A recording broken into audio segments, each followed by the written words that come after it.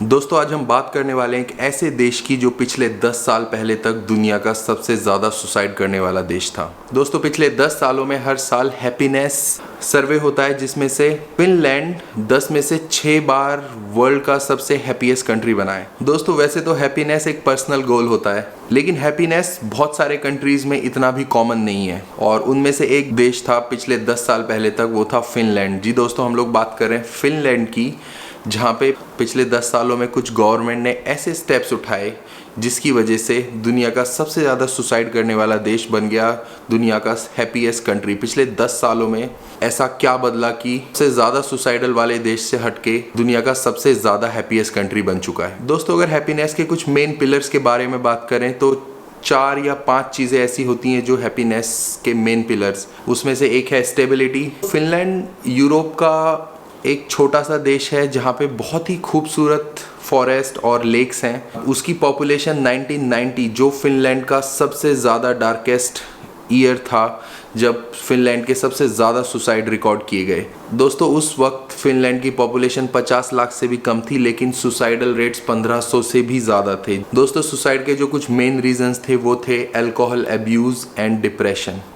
आदमी जब दुखी होता है तो अल्कोहल पीता है, और अल्कोहल पीता है तो कभी कभी ऐसी हरकतें कर देता है जो उसको नहीं करनी चाहिए, उसमें से एक है सुसाइड। दोस्तों आज की डेट में फिनलैंड की पॉपुलेशन 54 लाख से ज़्यादा है, लेकिन सुसाइड रेट 750 से कम है, जो कि बहुत बड़ी अचीवमेंट है फिनलैंड की गवर्नमेंट के लिए। दोस्तों ये नंबर आधे से भी कम है अगर आप कंपेयर करें सबसे ज़्यादा सुसाइडल ईयर से, जो कि 1990 में था। ऐसा क्या किया गवर्नमेंट ने, ऐसे क्या स्टेप्स लिए कि उससे पूरी दुनिया सीख सकती है, जो सबसे ज़्यादा सुसाइड वाला देश था वो सबसे हैप्पीएस्ट कंट्री बन गया। दोस्तों जो फिनलैंड का फिनिश कल्चरल सेंटर है वो लोगों के लिए गाइडलाइंस निकालता है, वो लोगों को ये सजेस्ट करता है कि आप ज़्यादा से ज़्यादा टाइम अपने दोस्तों के साथ स्पेंड करें, और मेंटल हेल्थ के बारे में बात करना फिनलैंड में एक बहुत कॉमन सी बात होगी। अगर आप फिनलैंड को विज़िट करेंगे और आप वहाँ पे लोगों से बात करेंगे, वो डेफिनेटली आपकी मेंटल हेल्थ के बारे में बात करेंगे, which is not very common हमारे देश में,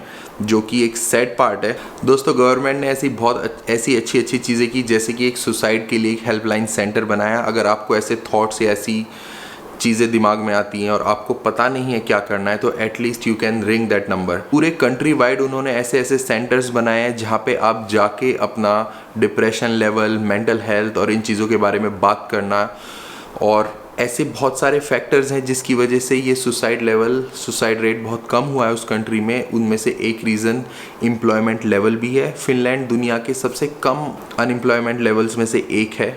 लोगों को वहाँ पे सोशल सिक्योरिटी रहती है, मेडिकल फैसिलिटीज़ अच्छे मिलते हैं। दुनिया के, यूरोप के at least one of the best forest में से एक से मोस्ट ब्यूटीफुल लेक्स हैं, और वहाँ की कल्चरल सेंटर आपको सजेस्ट करता है कि आप अपने फ्रेंड्स के साथ भी टाइम बिताएं और कुछ वक्त अकेले में भी बिताएं, विच is very important for your mental health being. दोस्तों आपको जानकर ये हैरानी होगी कि हमारा देश रैंक करता है 126वें नंबर पे, मतलब 125 देश हमसे ज़्यादा खुशहाल हैं अगर आप इंडिया से कंपेयर करेंगे।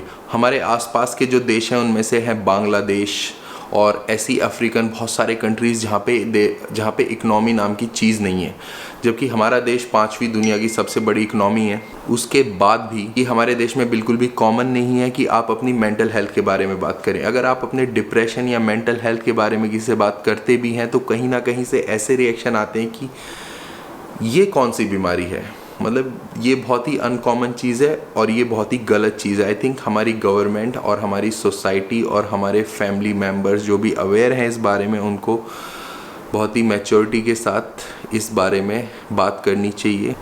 और दोस्तों आपको जान के और भी ज़्यादा खुशी होगी कि अगर हम 126वें नंबर पे हैं हैप्पीनेस के काउंट पे, तो पाकिस्तान 108वें नंबर पे, मतलब पाकिस्तान में लोग हमारे देश से ज़्यादा खुशहाल हैं।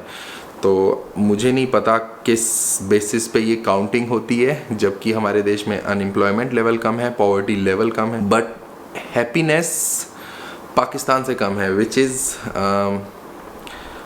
Very hard to digest for me.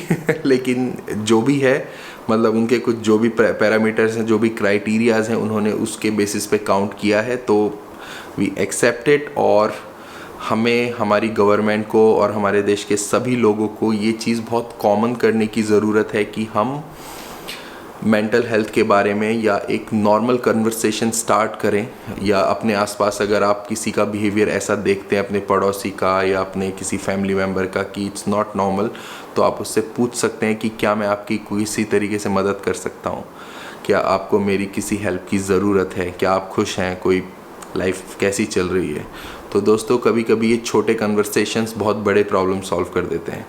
That's it दोस्तों, बताइए आज आपको मेरी वीडियो देख के कैसा लगा। कोई भी आप टिप्पणी या कोई भी कमेंट करना चाहते हैं तो आप कमेंट्स में लिख सकते हैं मुझे, और बिना सब्सक्राइब किए मत जाना। 90% of the people are not subscribed on this channel, और शेयर करोगे तो मुझे बड़ा अच्छा लगेगा। बाय द वे, जब मैं वीडियो रिकॉर्ड कर रहा हूँ इट्स माई बर्थडे, तो हैप्पी बर्थडे टू मी और give me a gift of birthday, subscribe to my channel and share it. Thank you so much guys, love you, bye.